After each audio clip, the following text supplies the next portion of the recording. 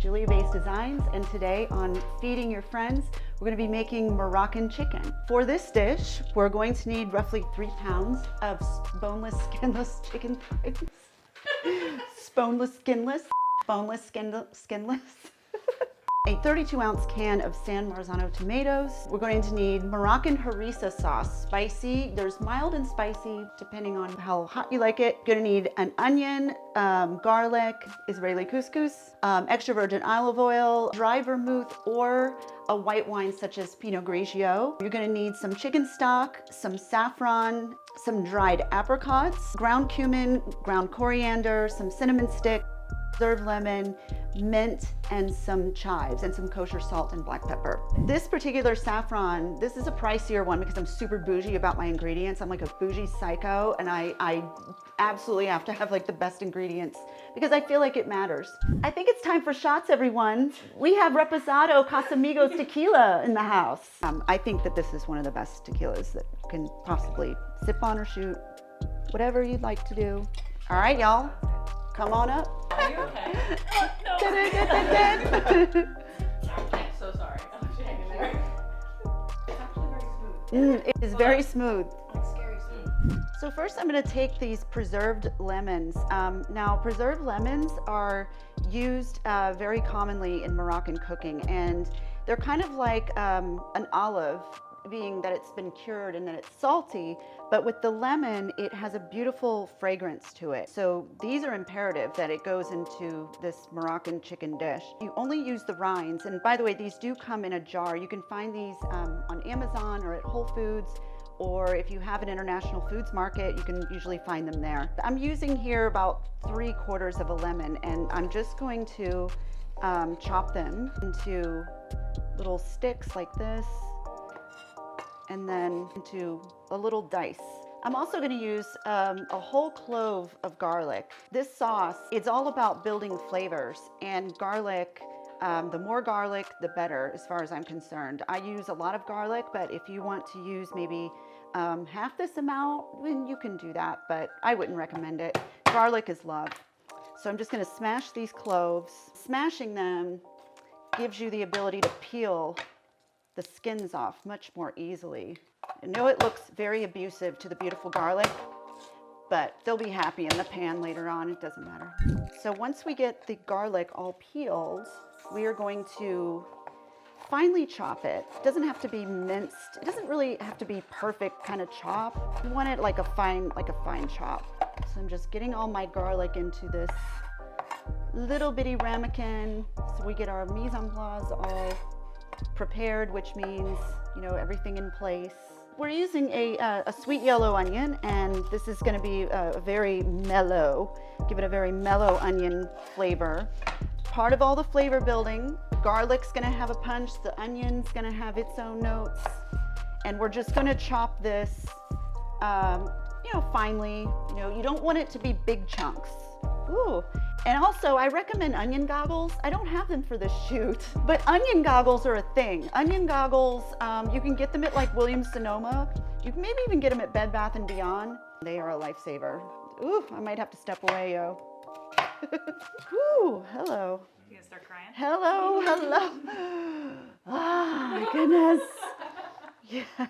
So now we're gonna prep the chicken. First, you're gonna season it very liberally with salt and pepper. And when I say very liberally, don't hold back, because the salt and the pepper are essentially going to remain in the pan once the chicken is seared, and it's going to season the whole sauce.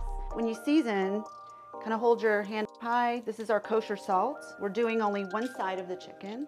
Definitely want a nice liberal season. And then we're gonna take our ground black pepper. You're gonna heat this to a medium-high heat and add some extra virgin olive oil, just a swirl of the pan, so that it covers just the bottom of the pan. Let that get nice and hot, and you want it to be nice and hot. You don't want it to be warm or medium. You want it to be a nice hot temperature, because we're looking to get a sear on this chicken. And the reason we're gonna sear it first and then remove it from the pan is that we're locking in all of the juices. And I use chicken thighs with this because they have more fat content, so therefore they have more flavor.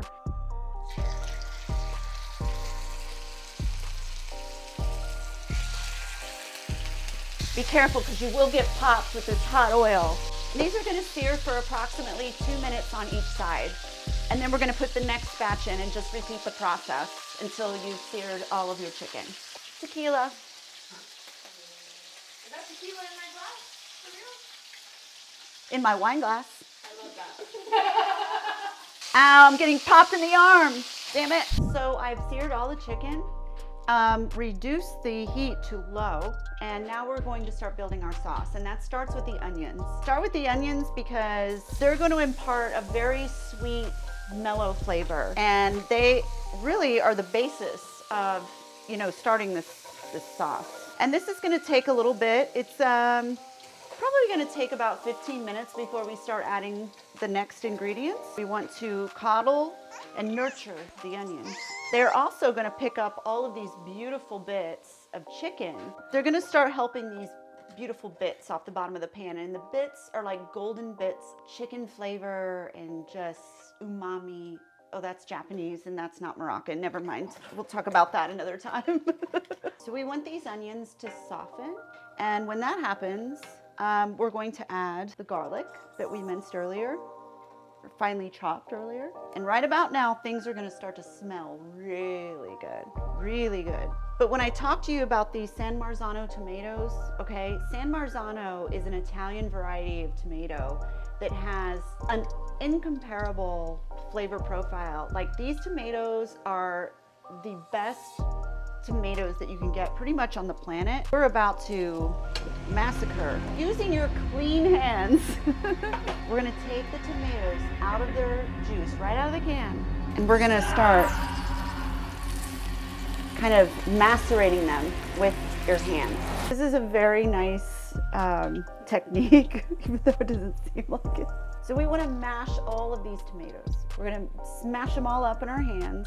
All we're interested right now is in the tomatoes, because when we smash them with these onions and the garlic and the olive oil and then the bits of chicken that we picked up from the sear, oh gosh, this is all about flavor building, people. This is all about flavor building. So we're going to stir this together. Now we're ready. Turn the heat up, and we're really going to deglaze the pan. We're going to add the vermouth, which could also be of dry white wine like a Pinot Grigio. We're going to do, you know, and too much never hurt anybody either. So I'm gonna just do a little pour and get that working. And we want this to reduce, which it will do, you know, once it gets to a simmer. Also during this process, we start adding our seasonings, beginning with the harissa. Now, harissa is a Moroccan tomato-based spicy paste. We're gonna add a good heaping tablespoon of this, maybe another heaping tablespoon. Just stir that around. This is our cumin, ground cumin.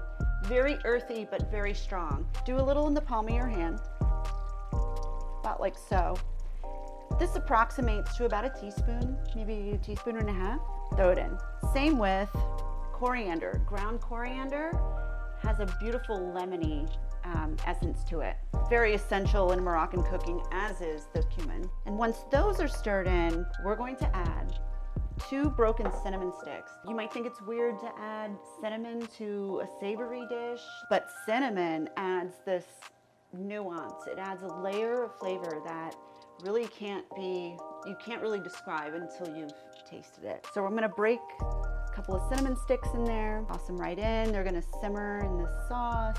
Then we're gonna add our diced preserved lemons that we prepared before, which add a whole other dimension to this. Now what we have are Turkish dried apricots. Be sure when you get these that you don't get them with added sugars. You need to get the ones that are natural, organic, is even better. About 5 of these in this. And they're gonna reduce in the sauce. They're actually gonna melt in the sauce, which is pretty cool. And then finally, we have the crown royal of this, and this is the Rumi saffron. Definitely worth the extra price. It's just amazing. It's just, I can't brag about it enough. I'm gonna stir that in. So this is starting to reduce a bit. It's starting to get thick, so I'm gonna turn the heat down. So because it's gotten so thick and reduced, we just have the rest of the tomato liquid that's been in this beautiful San Marzano tomato can. And I've got a little bit of bone broth. It could be chicken stock, it could be, you know, any form of chicken stock, chicken broth. I'm gonna add a little bit I'm gonna add a little bit of this in there. And we're just gonna loosen this up because now we're gonna add the chicken back. And I hope it all fits in this pot. It's okay it doesn't matter if it's like crowded or, you know, there's obviously a lot of chicken here. That's why there's a lot of sauce. And we're gonna get to our couscous in a minute. Filled all the way to the top. So we're gonna simmer this. We're gonna put this on a simmer for about 20 minutes. Okay, so while the chicken is cooking, we're gonna start the couscous. And really, you just go to the package instructions. I'm using Israeli couscous. You can use any couscous you want. There's the tiny ones. The Israeli ones are larger, of a pearl shape. So you basically just follow the instructions on the back. I'm gonna do 2 cups in the saucepan. And then to that, we have 3 cups of water. And to prevent any kind of sticking or weirdness, plus to add flavor, you know, because butter makes everything better. So we're doing butter, put that in. To season, because you don't want it to come out super bland, salt always gives it, you know, a better enhanced flavor. Once it comes to a boil, we're going to reduce the heat to a simmer, and we're going to put a lid on it and let it get happy for about 10 minutes. Once the couscous is done, the chicken should be done at the same time. You plate with some couscous, put some chicken on top, and we've garnished with some mint and some of the chives that we chopped up earlier.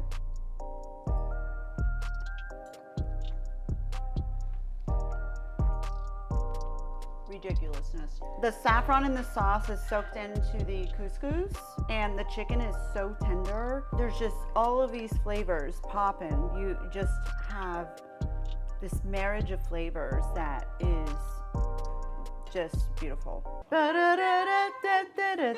Y'all ready for this? Damn,